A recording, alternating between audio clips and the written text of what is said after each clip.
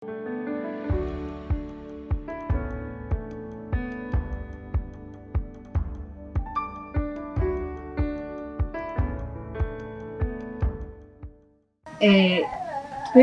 turi iyi groupe n'abandi bataje nababwiye yuko kubera covid tutari kuzi ko tungana uko nguko, ariko ni mwebwe Imana yatoranije. Mwebwe murindobanure mu mudugudu cyangwa se naho handi hose umuntu yaba yavuye, murindobanure n'ukuri ubusa nta bandi bahari, murindobanure. Niyo mpamvu uyu mwanya ntimuze kupfusha ubusa nshuti z'Imana, ntihagire ugenda atakiriye na Yesu nk'umucunguzi, kuko Yesu naguherekezanya n'ibi ngibi mukajyana urugo rwawe ruzongera gusonza. Turi groupe yitwa Iriba ry'Abambaje, ariko rikaba ari iry'ivugabutumwa n'isanamitima. Imana ishimwe. Rikaba iry'ivugabutumwa n'isanamitima. Ibi biryo ntabwo ari ibya PAM cyangwa se si imfashanyo ya leta cyangwa ubunani bwa leta, ni ibiryo abakobwa bo ku Iriba ry'Abambaje bakorera Imana ku munsi ku wundi, isaha ku yindi. Hanyuma bava ahangaha ejo bakazajya n'ahandi. Imana yo mu ijuru rero igigira igiho ibaha ibyo bahora batanga, ni ukuri kandi bajya banisabiriza mu izina rya Yesu. Nuko ndumva ijambo nashakaga kubabwira ryari iryo ngiryo. Abandi bagiye kwakira Yesu nk'umwami n'umucunguzi twavuganye bo barasigara. Hanyuma rero kwa Yesu turarya tukanambara. Amen. Amen. Ijambo ry'Imana ryarambwiye ngo itorero nyakuri ni irifasha imfubyi, abakene n'abapfakazi. Niko twebwe tumeze. Dukeneye rero ko munarya mukanambara. Icyo nicyo gikorwa twari twabageneye. Imana abamugisha, abakugisha.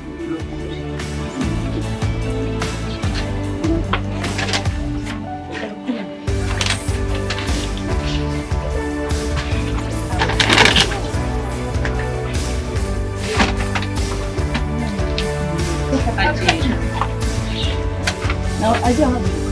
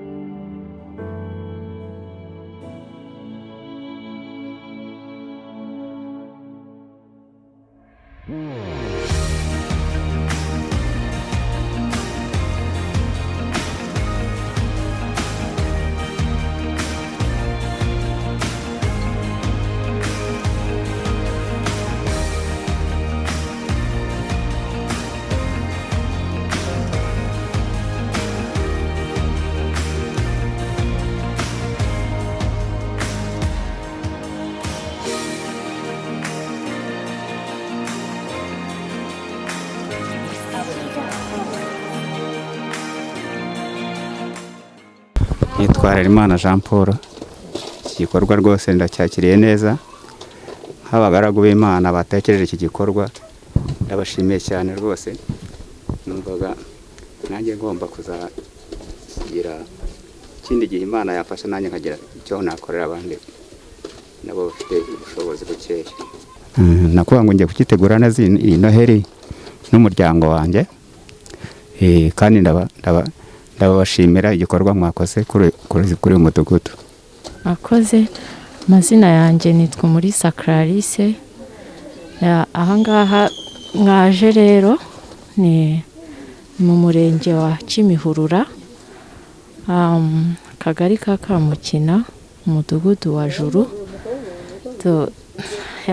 Ku bijyanye n'iki gikorwa cyiza mudukoreye, Imana ibaha umugisha. Ni Imana yabishatse ko biba byonyine, kuba mwabashije kudutekerezaho muri uyu mudugudu mutahatuye, mukabasha gutekereza ko mugomba kuza gufasha abantu banyu twitegura umunsi mukuru.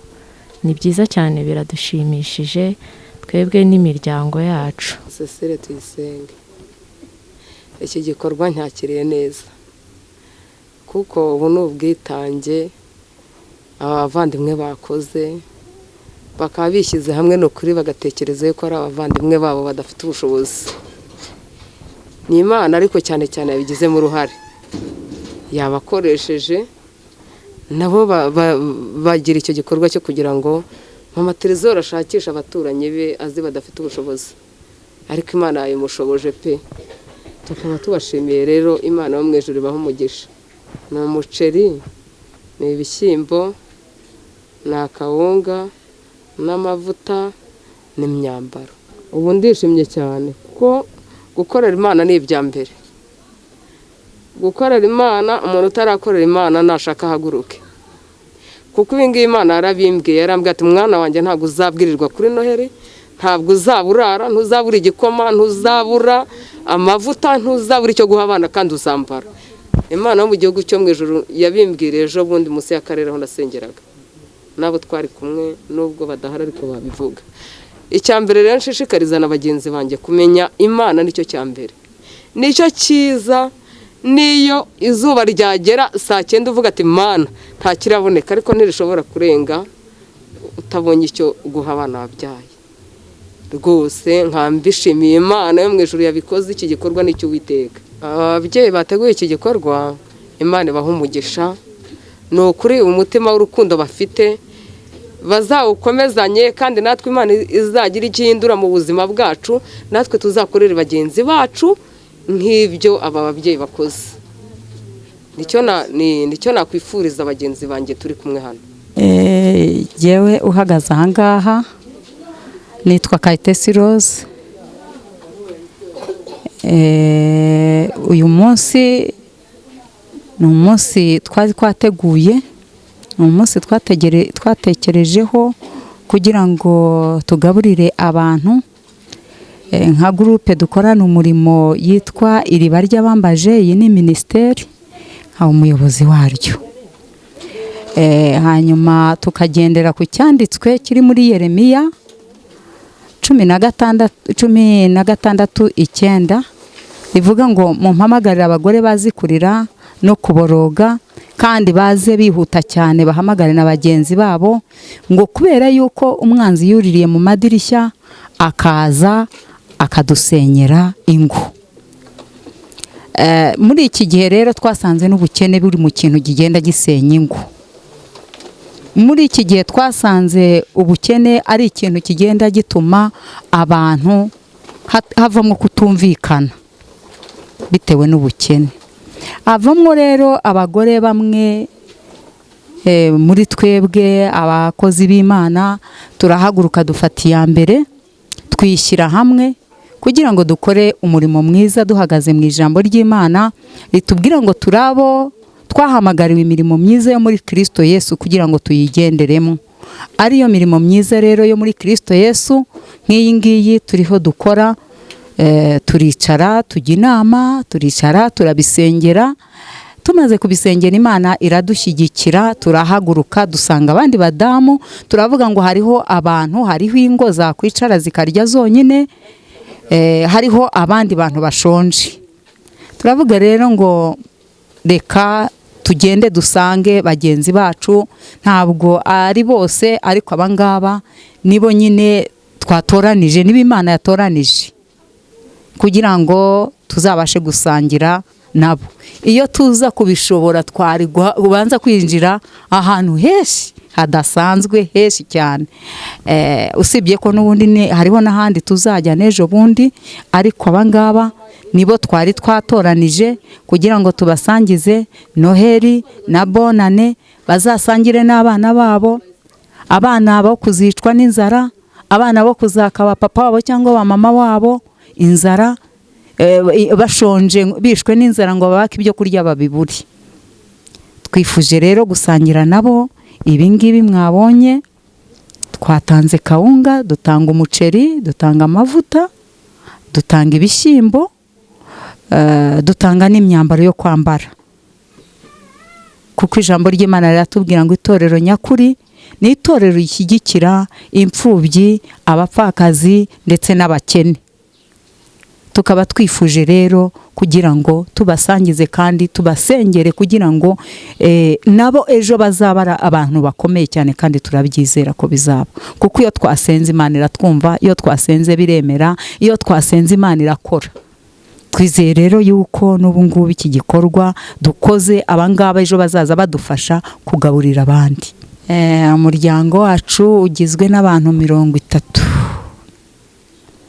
ariko kubera iyi covid iriho hagaragaye bakeya bahagararira abandi kugira ngo twubahirize gahunda za leta. Agaciro kabyo ni 250. Ubutumwa twebwe twifuza gutanga ni ubutumwa bugira ngo iyaba byakwemeraga turabwira abandi badamu bose. Burya iyo urugo rushonje umugore niwe uba ufite ikibazo, kandi iyo urugo rufite amahoro umumama niwe uba ufite amahoro cyane, ni nawe agaragaraho cyane. Turifuza rero yuko n'abandi badamu bahaguruka nk'uko natwe twahagurutse, hariho n'abandi bahagurutse bagahaguruka, mbese ntihakagire usonza undi yariye cyangwa se abimena muri puberi. Tukifuza ubundi butumwa bwiza turiho dutanga. Twababwiye ko iki ari igikorwa cya evangeliste, ni ivugabutumwa n'isanamitima, niyo gahunda yacu tugenderaho. Gusana imitima n'ivugabutumwa. Twifuza rero yuko ibyo tukora byose twabikorera mu mwami wacu Yesu Kristo, tugakora ibikorwa byo gutuma Imana yacu yishima, kuko ijambo ry'Imana ryarambwiye neza ngo nari nshonje ntiwangaburira, nari nambaye ubusa ntiwanyambika. Turifuza rero, hariho abantu bese ushanga bafite imyenda mu magarderobe, bafite inkweto babitse batazi umubare, imyenda batazi umubare.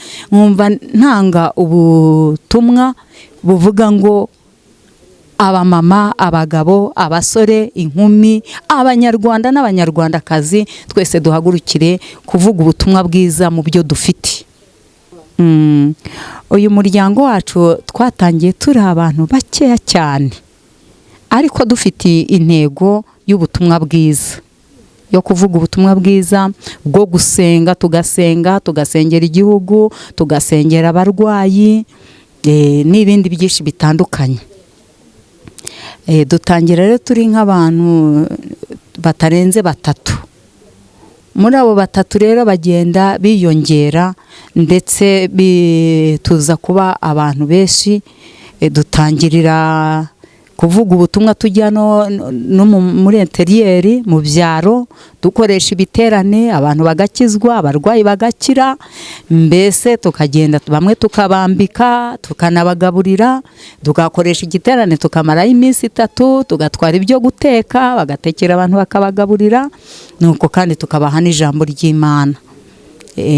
No kubambika tugatwara imyenda tukabambika. Kugeza ubu rero aho ubona uyu mubare ugeze ahangaha, tumaze imyaka 3. Ariko muri iyo myaka 3 iki gikorwa dusa nkaho ariyo twari tugitangira. Icya mbere twaragitangiriye Ngororero. Muri iyi covid niho twatangiriye, turagenda turabagaburira, twavugaga ubutumwa bwiza gusa, turagabura, tugenda twambika abantu bavanywe mu mazu n'ibiza. Bamwe babaga mu nsengero, abandi mu mashuri, kubera ko hari muri covid tugahamagara nk'abapasiteri bakaza bakabifata. Hanyuma igikorwa cya kabiri nanone cyabaye muri iyi covid hano muri uyu mudugudu dutuyemo, witwa umudugudu wa Juru, n'umudugudu ntuyemo. Ariko abo twahaye abantu batandukanye batarabo muri uyu mudugudu wacu wonyine. Niho twatanze nanone, dutanga umuceri, dutanga nk'ibi nk'uko nguko twabitanze, ariko byo ntabwo byanganaga nk'ibi. Ibi nibyo byari byinshi kuko ariyo twari tugitangira. Nabwo twabitanze ku itariki 24 turiho twifuriza abantu Noheli nziza. Ikindi ubu rero nibwo bwa 3 tubitanze, bwa 2 hano muri Kigali. Niho twifuje gusangira n'abangaba, ari byo bibingibi twatanze. Uyu munsi twafashije abantu 10. muri abo bantu 10 icyo twagendeyeho dukorana n'abayobozi b'umudugudu ndetse n'abisibo ba mutwarasibo rero twagiye tubasabamwo abantu babandi mbese bakeneye ibyo iyi gahunda babona batazaba bishimye nabo nibo batwafatanije n'umuyobozi wo mudugudu